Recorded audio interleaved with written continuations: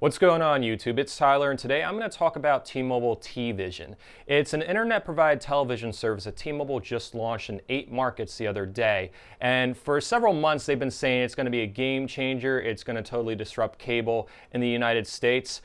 So I did a little research on it and I'm going to give my thoughts about this service. TVision comes with 155 live channels, including locals such as PBS and sub-channels that aren't available on YouTube TV, 400 hours of DVR and HD, smart home connected, a personalized experience, iHeartRadio, Pandora, and on-screen social media. Kind of like something you'd get on a smart TV.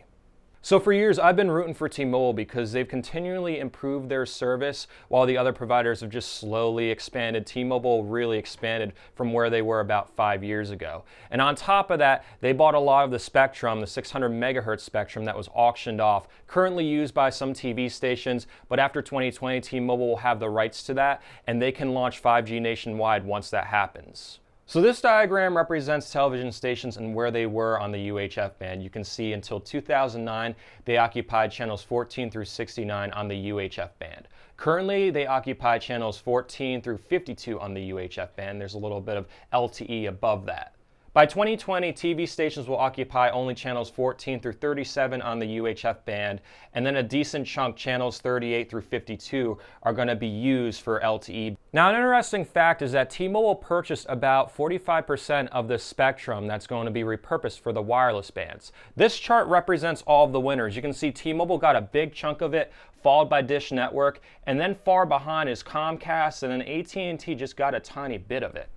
So the reason I'm explaining all of this kind of technical information to you is to kind of just give you the insight that T-Mobile has a lot of potential because of all the spectrum rights they have. Now, I thought that them launching TVision would rely on their 5G signals. Unfortunately, as of the launch a few days ago, the service has to work on a separate internet provider, so it's comparable to YouTube TV, Philo, and Sling TV. You're probably wondering, how much does it cost? Philo TV is $16 a month, Sling TV is $25 a month, YouTube is $40 a month, hitting $50. How much is T-Mobile charging for this service? They are charging $100 a month plus $10 each additional TV set hooked up. So despite all of the hype that T-Mobile has been putting out over the past few months about TVision being a game changer and disrupting the cable providers, I don't think it's going to disrupt them any more than YouTube TV, Philo, and Sling. In fact, it's not really going to do too much just because of how much they're charging for the service, and you need a separate internet service. Now, it'd be a whole nother story if TVision relied on T-Mobile's network, so that way you didn't need a standalone separate internet connection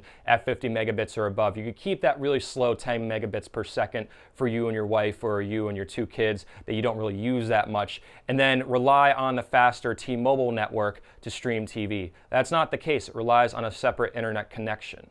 So what do you guys think? Would you consider getting TVision if you had your old cable provider paying about $100 a month? Would you be saving any money if your cable provider charged about $150 a month? Or do you just see it as a really expensive over-the-top TV service that is just way too expensive and isn't going to do anything to change the cable game? Leave a comment in the comments section, subscribe to my channel for more cord cutting updates, and have an awesome day.